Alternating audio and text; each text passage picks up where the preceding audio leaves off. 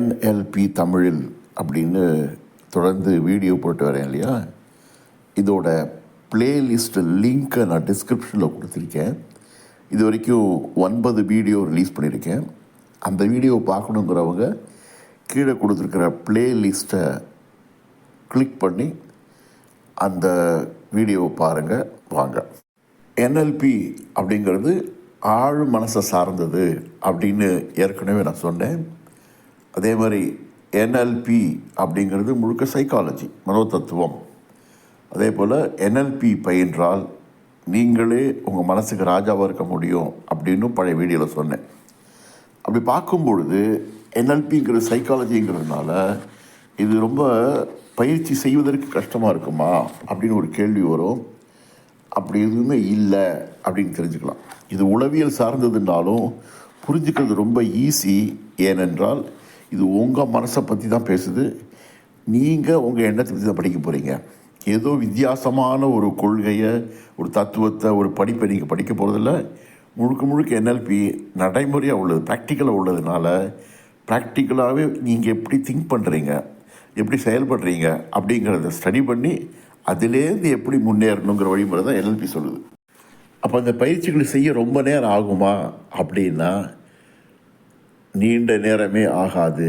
பல பயிற்சிகளை 5 நிமிஷத்துக்கு செஞ்சு முடிச்சிட முடியும். அந்த அளவுக்கு சட்டுன்னு செய்து முடிக்கக்கூடிய ஒரு எளிமையான பயிற்சி. சரி, சட்டுன்னு செஞ்சு முடிக்க முடியும்னா அப்போது பெருசாக பலன் இருக்காதுன்னா இல்லை. சட்டுன்னு செய்யக்கூடிய இதே பயிற்சி சட்டுன்னு பலனை கொடுக்கும். உடனடி மாற்றத்துக்கு உன்னத வழிமுறை NLP ஆகும். ஏன்னா நீங்கள் என்ன சிந்திக்கிறீங்க அப்படிங்கிறத விட எப்படி சிந்திக்கிறீங்க அப்படிங்கிறத துல்லியமாக கவனித்து இந்த சிந்தனை உள்கட்டமைப்பை மாற்றுவதால் மாற்றங்கள் சட்டுன்னு உடனே NLPயில் வருது. அப்படிங்கிறது தான் NLPயினுடைய விசேஷமான தன்மை. அப்போ இவ்வளோ சட்டுன்னு பலன் கொடுக்குன்னா அது நீண்ட நாள் இருக்குமா அப்படிங்கிற கேள்வி மனசில் வரலாம். இந்த மாற்றம் சீக்கிரம் வந்தால் கூட நீடித்து நிலைத்து இருக்கும். ஏன்னா நாம் NLPயில் ஆழ் மனதில் சென்று அங்கே மாத்திரம், அதாவது அஸ்திவாரத்துக்கே போய் அடித்தளத்திலேருந்து மாத்திரங்கிறதுனால நீடித்து இருக்கும். அதாவது உள்வழிகள் அப்படின்னு NLPயோட சிறப்பு. சப்மொடாலிட்டி என்பது ஆங்கிலத்தில். Any change to be lasting should happen at the submodality level. அந்த ஆழ்மன கட்டமைப்பில் போய் மாற்றுறதுனால நீண்ட நாள் நிச்சயமாக நிலைக்கும்.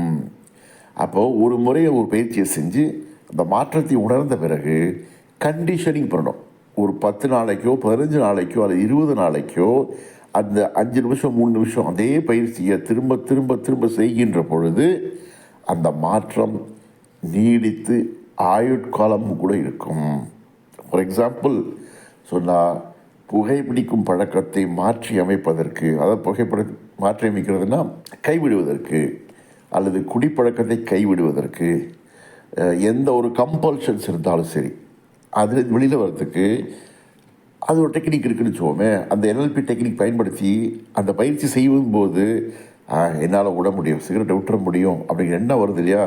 ஒரு 2 நாளைக்கு 3 நாளைக்கு குடிக்காமல் இருப்பாங்க.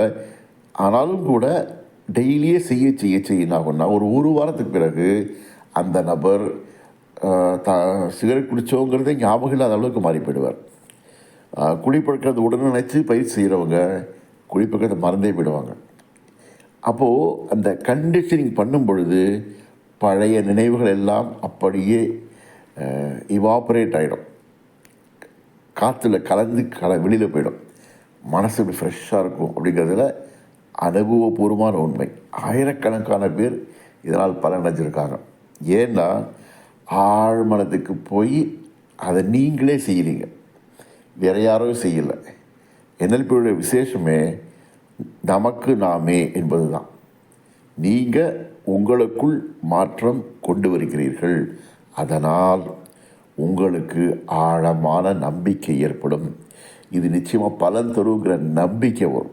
அந்த நம்பிக்கை வந்தாலே சரி, நீங்கள் நிச்சயமாக பயிற்சி செய்வீங்க. இப்போ ஒரு பழக்கத்துலேருந்து அல்லது ஒரு சூழல்லேருந்து உங்களை விடுவிச்சுக்கிறதுக்கு இந்த பயிற்சி செஞ்சிட்டிங்கன்னா இந்த டெக்னிக் கற்றுக்கிட்டிங்கன்னா எதிர்காலத்தில் இதே மாதிரி வேற ஒரு சம்பவம் வரும்போது கூட இதே பயன்படுத்தி நீங்கள் வெளியில் வந்துடுவீங்க. அப்போ உங்கள் மனசில் இருக்கிற அத்தனை விதமான தேவையற்ற விஷயங்களை தூர தள்ளுவதற்கு சிறப்பான வழிமுறை நியூரோ லிங்குவிஸ்டிக் ப்ரோக்ராமிங் ஆகும். NLP படித்தவங்க வாழ்க்கையின் கஷ்டங்களை கூட எளிதில் கடந்து போகிறாங்கங்கிறது தான் அனுபவபூர்வமான உண்மை. ஏன்னா NLP பயிற்சி கற்றுக்கிட்டிங்கன்னா அது NLP இல்லை, அது உங்கள் பயிற்சி, உங்களுடைய சொத்து, உங்களுடையவே இருக்க போகிறது. அப்போ எளிதில் நீங்கள் உங்களை பாதுகாப்பாக வைத்துக்கொள்ள முடியும். எப்படி ஒரு மழை பெய்கிற மாதிரி இருக்குன்னு சொன்னால் ஒரு குடை எடுத்துகிட்டு போகிறோம் அல்லது ரெயின் கோட் போட்டுக்கிறோம். என்ன, மழை பெஞ்சால் கூட நாம் பாதிக்கப்படுறதில்ல. ஏன்னா இந்த ரெயின் கோட் எப்போதும் சுற்றி நமக்கு இருக்குது இல்லையா? அதே மாதிரி தான் இந்த மன உத்தியை தெரிஞ்சுக்கிட்டிங்கன்னா வாழ்க்கையில் எந்த சூழலில் கூட எதிர்பாராத சங்கடம் வந்தால் உங்களால் மிக எளிதில் கடந்து செல்ல முடியும். ஏன்னா NLP உங்களை பாதுகாக்கிறது. எனவே NLP பயிலுங்கள், வாழ்க்கையில் செய்யுங்க, சந்தோஷமாக வாழலாம். நமக்கு நாமே NLP. வாழ்க வளத்துடன். சப்ஸ்கிரைப் பண்ணுங்கள், லைக் பண்ணுங்கள், ஷேர் பண்ணுங்கள், கமெண்ட்ஸ் பண்ணுங்கள். மறக்காமல் பக்கத்தில் இருக்கிற பெல் பட்டனையும் டிங்குன்னு தட்டி விடுங்க.